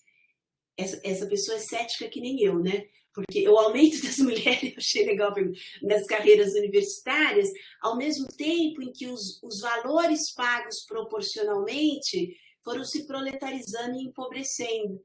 Então, deixam de ser carreiras masculinas na medida em que não pagam tanto. Eu acho interessante a pergunta, porque quando a gente olha em ciências humanas, é muito impressionante o quanto tem mais mulheres. E eu tenho, assim, uma certa impressão que talvez essa pessoa que está perguntando tenha razão. Porque, então ela está perguntando, não sei se é possível, se você fez esse cruzamento. Essa é a pergunta. E eu queria perguntar, mas não só para você, para todas vocês que trabalham com ativismo, sobre as pautas identitárias. Por que eu quero perguntar isso? Né? Eu não acho difícil para um empresário com um olhar para o processo, vamos chamar de civilizatório, por falta de termo melhor, por meio do qual incluir é melhor do que excluir, porque diminui os níveis de violência, aumenta a base de consumidores, enfim, tem uma série de argumentos para a elite esclarecida. É claro que eu não estou falando dos ostrogodos, que infelizmente no Brasil tem muito, mas não é difícil para a elite esclarecida ser inclusiva. Não é. Mas é difícil, mesmo para a elite esclarecida, compreender que imposto tem que ser progressivo para quem ganha mais. Compreender que a exploração não está só no gênero, mas está no valor do salário. E aí nós temos que voltar a conversar sobre mais-valia também. Então, eu queria fazer uma provocação, que é uma provocação que os meus alunos, que eu chamo de esquadra vermelha, me fazem.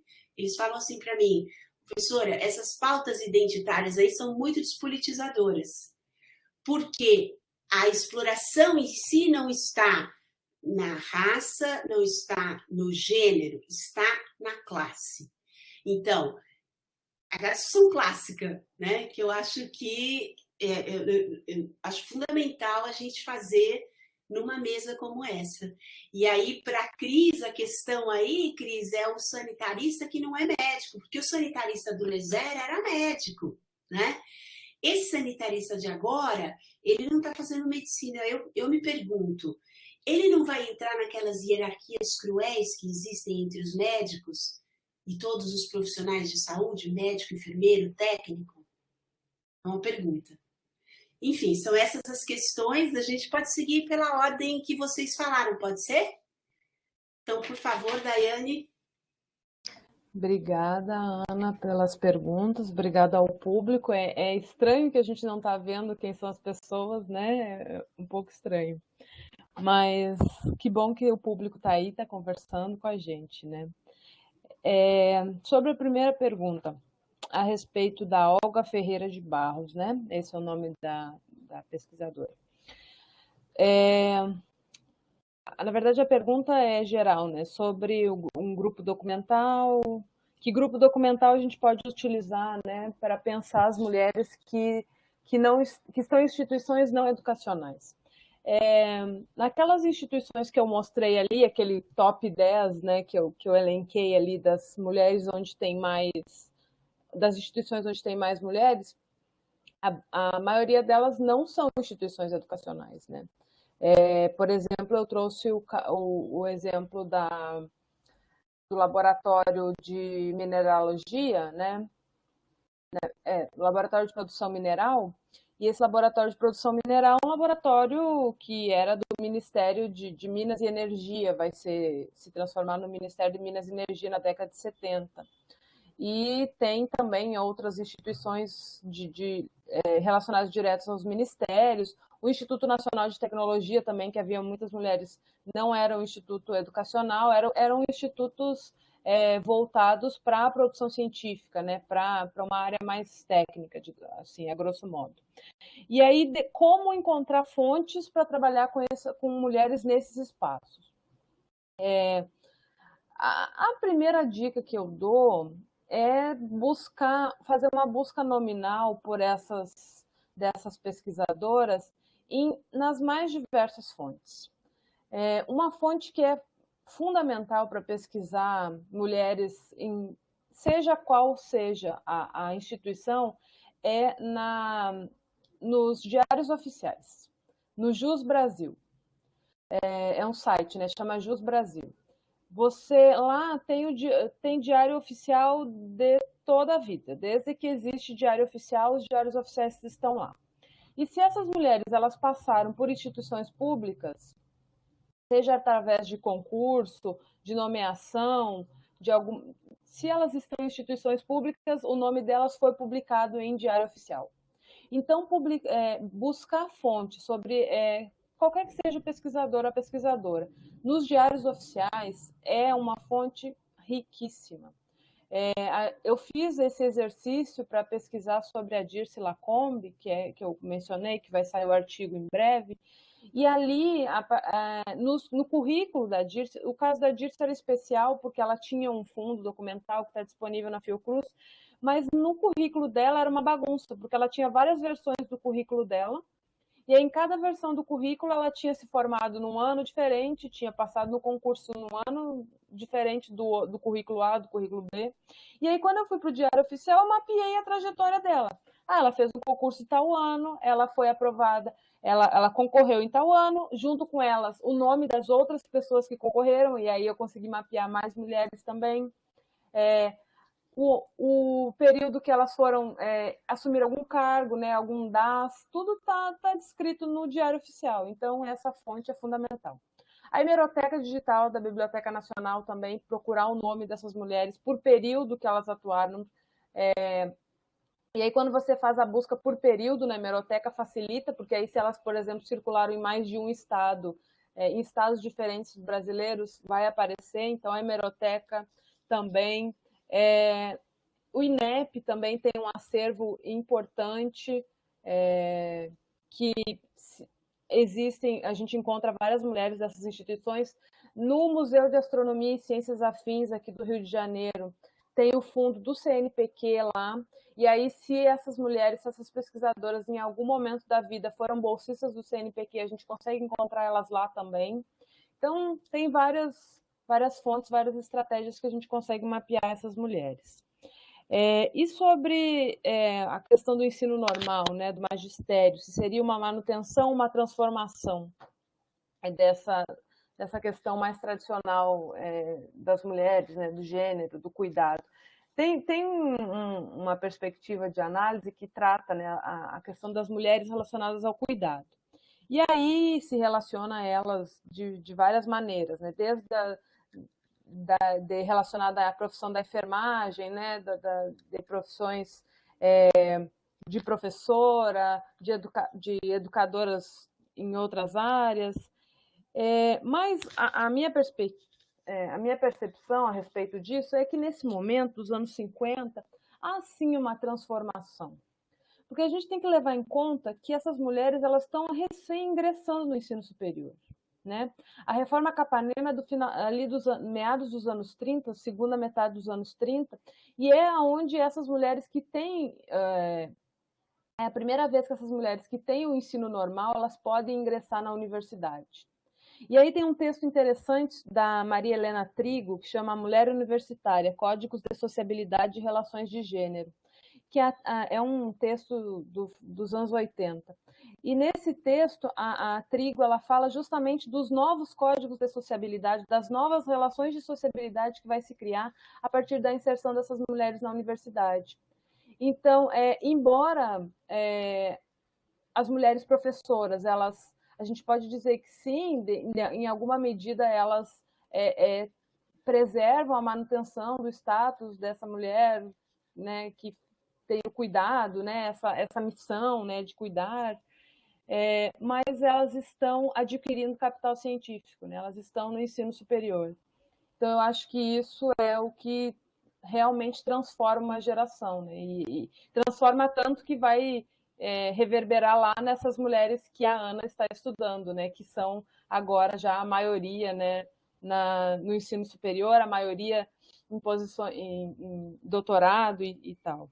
Então, eu acho que sim, é bem transformadora a presença dessas mulheres nessas instituições. E sobre a pauta ativista a respeito da classe, do gênero e da raça, eu acho que a melhor maneira da gente pensar atualmente essas questões é pensando de uma maneira interseccional. Eu acho que nenhuma das três pode ser excluída. A gente tem que pensar gênero, classe e raça juntas, porque são marcadores identitários, são marcadores sociais fundamentais para entender uma mulher, um indivíduo na sociedade, né? Tem estudos, né, que mostram as diferenças que há entre um homem negro e uma mulher negra. Um homem branco, aí você coloca numa escala, né? Um homem branco, uma mulher branca, um homem negro, uma mulher negra. A mulher negra, ela vai estar, por exemplo, se a gente fosse falar em cor, ela vai estar dentro dessas 4 escalas, ela vai estar mais abaixo, né? Porque além da questão da cor, ela também tem a questão do gênero. E uma mulher negra pobre, então ela vai estar assim na terceira, no mais baixo ainda, porque vão se somando essas variáveis, né? Então acho que quando a gente está pensando esses grupos, a gente não pode deixar de pensar em conjunto, né? Dessa maneira interseccional. Acho que eu respondi as 3. Muito obrigada, Daiane. Então, Cris, por favor. Certo. Vou ver se eu consigo, de alguma forma, atender as 3 perspectivas aí colocadas para a pergunta. Eu acho assim, uma questão em relação à pesquisa que tem demonstrado que os projetos de formação dos sanitaristas, né, em diferentes períodos, eles estão muito atrelados a um próprio projeto de desenvolvimento social, político. No caso de São Paulo, isso é muito visível. Assim foi, por exemplo, a formação dos inspetores sanitários no começo da década de 20, como das educadoras sanitárias atreladas a uma perspectiva que era bem importante no modelo daquele momento, Geraldo Paula Souza e tudo mais. Isso não foi diferente, na nossa perspectiva, na perspectiva das reformas do Walter Lezé, né? Existia ali um projeto de organização institucional, de racionalidade institucional, programática, pautada na questão da administração, da reforma administrativa pautada com ênfase na programação, e a formação de profissional qualificado para isso era fundamental. Então, entra o sanitarista médico, né, carreira importante do Estado para dar legitimidade e materialidade a esse projeto.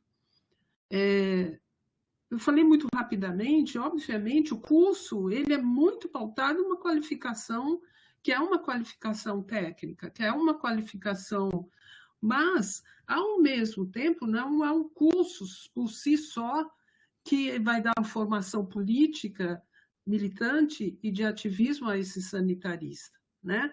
Mas nós estamos falando da década de 70, nós estamos falando de uma luta, né, e de movimentos sociais que estão de um pensamento social em saúde, inclusive que está discutindo democracia e saúde, né?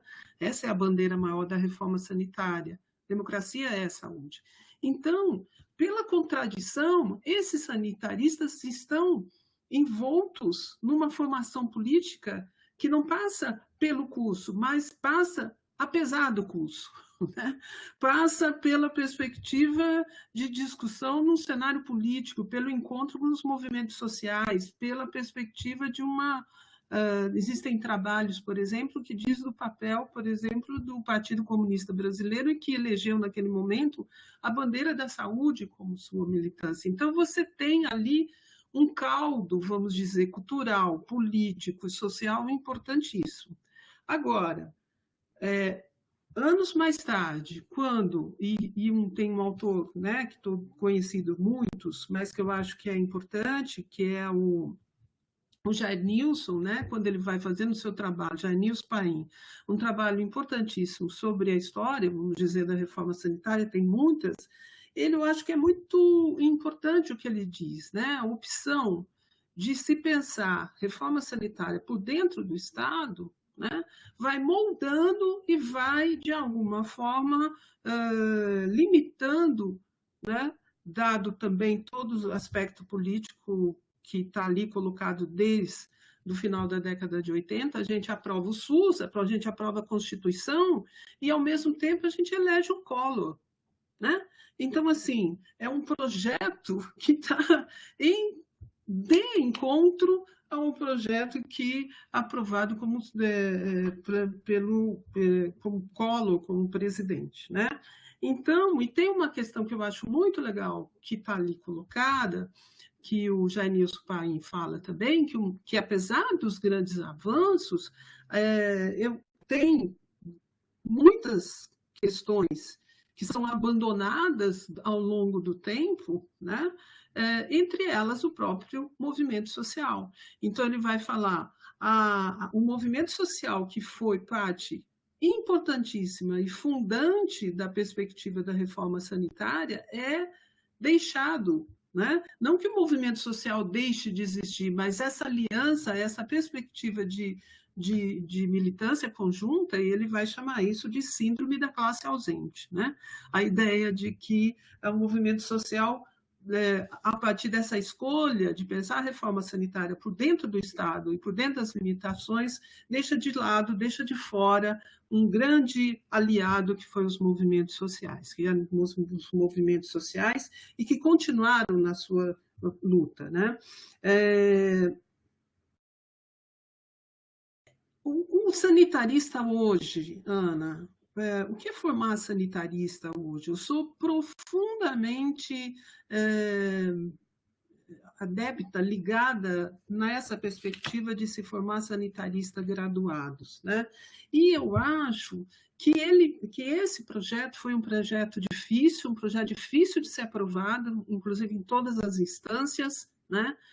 E quem trouxe para a materialidade esses cursos de graduação sanitarista foram as universidades públicas. Foram as universidades públicas, principalmente as universidades federais, né? Cumprindo aí um papel, inclusive como universidade pública, da importância de dar sustentação de um profissional qualificado a um projeto de saúde nacional, que é o SUS, né? E aí é muito interessante, porque eu acho que isso se aproxima, inclusive, por exemplo, pelo menos é essa a experiência que a gente tem vivido na Faculdade de Saúde Pública, com essa perspectiva que você diz das pautas identitárias, né? Porque hoje a grande maioria do nosso aluno que entra na universidade para cursar o curso de saúde pública é um aluno que vem da escola pública, né? É um aluno que vem de territórios, de cidades e de regiões de vulnerabilidade, né?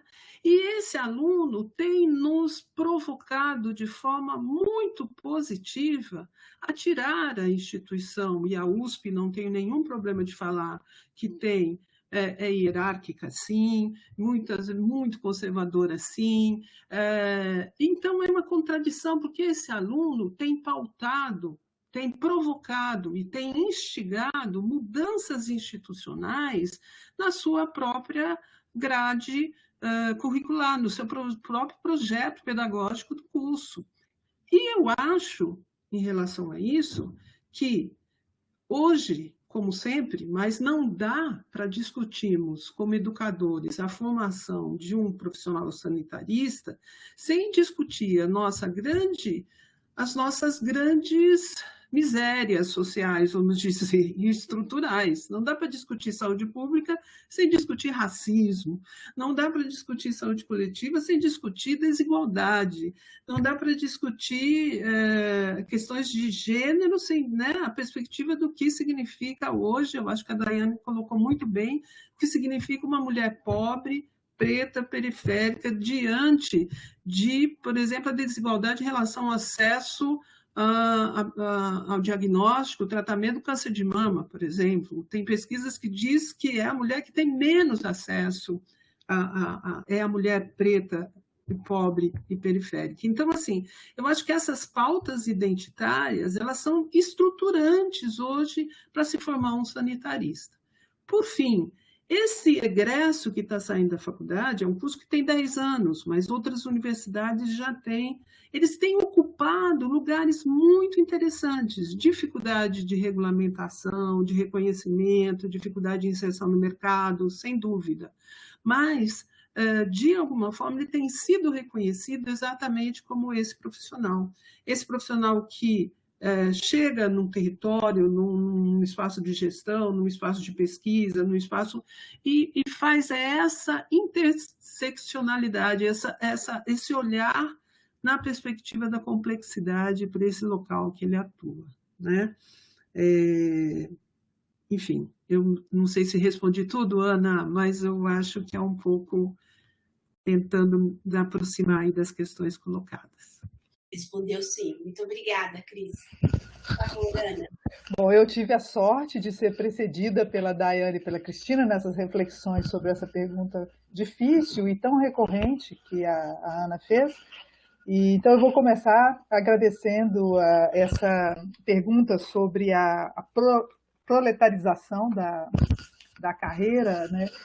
É uma pergunta muito instigante, eu não fiz esse cruzamento e assim, eu não sei se eu me expressei mal, mas também assim, o fato da gente ter uma subida no número de doutoras em relação ao número de doutores, não significa exatamente que a gente tem um número maior de mulheres na carreira acadêmica, embora a gente saiba que sim, né? Eu só queria sublinhar que eu não apresentei esse dado. Bom, e aí nós temos um convite, né, que eu acho que a pessoa que fez a pergunta está me fazendo, e fazendo talvez a todas nós, a refletir sobre mudanças muito recentes, né, na academia brasileira, mas que, vamos dizer assim,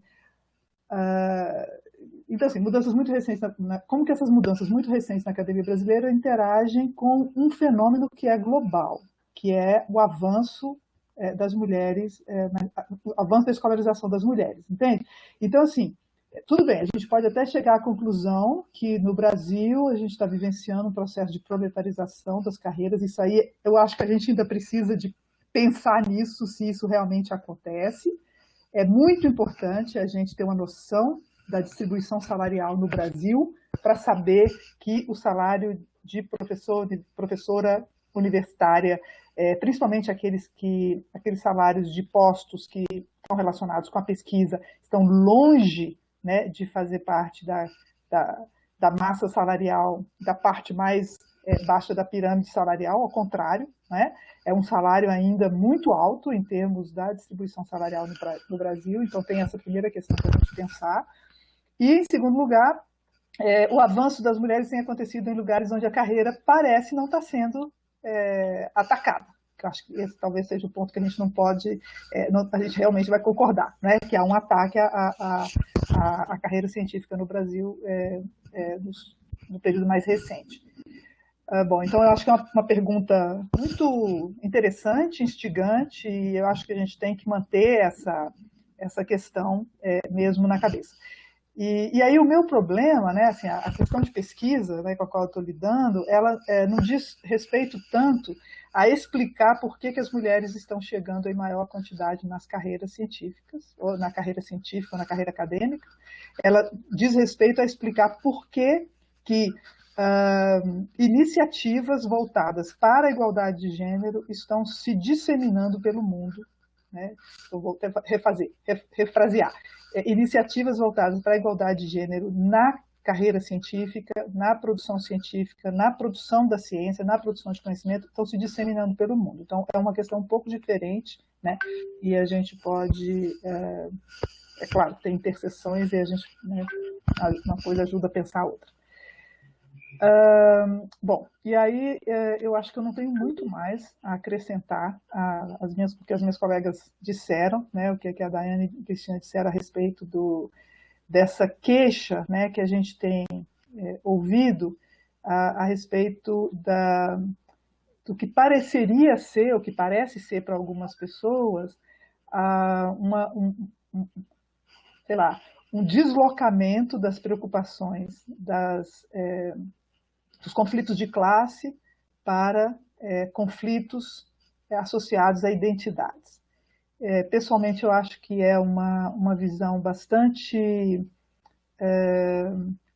como é que eu digo assim, eu acho que não é uma visão muito produtiva, né, não acho que nos ajuda muito, porque, como disseram as minhas colegas, né, as pessoas elas estão situadas no tempo e no espaço, e, em geral, né, essa queixa, e aí eu vou fazer uma acusação aqui em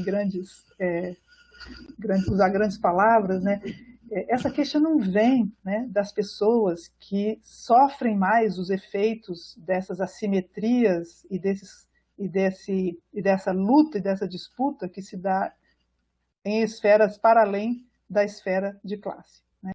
Então, eu acho que a gente tem que fazer uma autorreflexão também, né, como comunidade acadêmica, como, né, comunidade interessada em entender melhor os processos, as dinâmicas sociais nas quais a gente está inserido, e se perguntar, né, de onde está vindo, né, essa pergunta, de onde está vindo essa preocupação e o que ela pretende sustentar, né? Porque eu acho que nós temos, desde a década de 70, evidências muito fortes, construídas de maneira muito, como eu posso dizer, de maneira metodologicamente absolutamente irrepreensíveis, né? Que mostram que as clivagens, né, e os confrontos eles são mais complexos do que pode parecer uma visão um pouco, sei lá, um pouco esquemática, né, da realidade social. Então, eu acho que precisamos incorporar ou pensar sobre isso, né, incorporar esse debate, avançar com ele, etc. Eu quero também concluir fazendo uma observação que eu acho que talvez que interagir um pouco com o que a Daiane e a Cristina falaram antes, é que, vejam só, na escola, a hierarquia não é menino branco, menina branca, homem ou menino negro, menina negra. Na escola, a hierarquia é menina branca, menino branco e menina negra, muito próximos, e meninos negros. Então, nós vivenciamos uma situação hoje em que os meninos, um fracasso escolar muito localizado entre os meninos, né? E é um problema importante, um problema educacional importante, e a gente vivencia uma situação em que a escola, né, que eu falei que a escola, né, como diz lá aquele autor francês, Christian Baudelaire, a escola liberta as mulheres, né, que é uma frase de efeito, né, que ele usa para falar que o mercado de trabalho não liberta, né, no fundo o que ele está tentando desenvolver é esse raciocínio. As meninas saem com credenciais escolares muito altas e no mercado de trabalho ainda, né, não conseguem converter essas credenciais em posições à altura, né, de tudo que elas conseguiram. E essa verdade, essa evidência, verdade é a palavra péssima, mas assim, essa constatação, ela, vamos dizer, ela vale também para as meninas negras, né? Então, é um aspecto muito interessante para a gente pensar sobre o funcionamento da escola e como que a escola trabalha ou interage, né, com essas clivagens e com essas diferenças de gênero que estruturam, né, esse sistema de gênero que estrutura a nossa sociedade. É isso, então. Obrigada, Ana. Essa discussão ela é muito importante, porque quando a gente discute direitos humanos, no curso de História Contemporânea, por exemplo, tem sempre os alunos que repetem aquilo que era comum digamos, na escola. Então, faz parte do direito burguês e que não serve à libertação das populações pobres. Só que as populações pobres negociam com os poderes instituídos e elas incorporam para elas essas pautas, e é dentro da pauta dos direitos humanos que essas pautas identitárias se aplicaram inclusive no âmbito dos fluxos internacionais, né? Então, essa é uma discussão muito importante para se fazer. Quer dizer, como é que você discute na interseccionalidade sem deixar de lado os efeitos de uma dominação que é de classe, mas não é só de classe, que tem segmentações que se manifestam de maneira distinta em territórios distintos. Por exemplo, eu não tinha qualquer ideia disso que você me falou agora, da hierarquia dentro da escola. E olha que eu dei aula de educação básica até, peraí, calma, 40, 50, até 17 anos atrás, porque eu tenho muitos anos, não parece, mas eu tenho. Quando eu entrei na universidade, eu tinha já 25 anos de educação básica, né? E essa não fazia parte do meu imaginário, porque eu tinha percebido isso. Então, a gente, como vocês bem destacaram, tem que ficar atenta para as transformações que estão aí, sugerindo novos olhares e menos ortodoxia, né? Então, muito obrigada, meninas, muito obrigada mesmo, foi uma mesa ótima. Gostaria de saber se vocês querem fazer alguma complementação final. Não, estou bem, obrigada. Quero agradecer a oportunidade, foi muito bom, aprendi muito hoje. Obrigada. Foi bom para nós aqui que ouvimos vocês, e, enfim, esse debate é muito importante. Então, eu agradeço bastante a vocês, agradeço ao público que esteve aqui, nos mandou essas perguntas. Peço desculpas pelas minhas traduções de perguntas aqui, que às vezes ficam meio diferentes, mas muito obrigada ao público e a todas vocês. Um abraço em todos, então.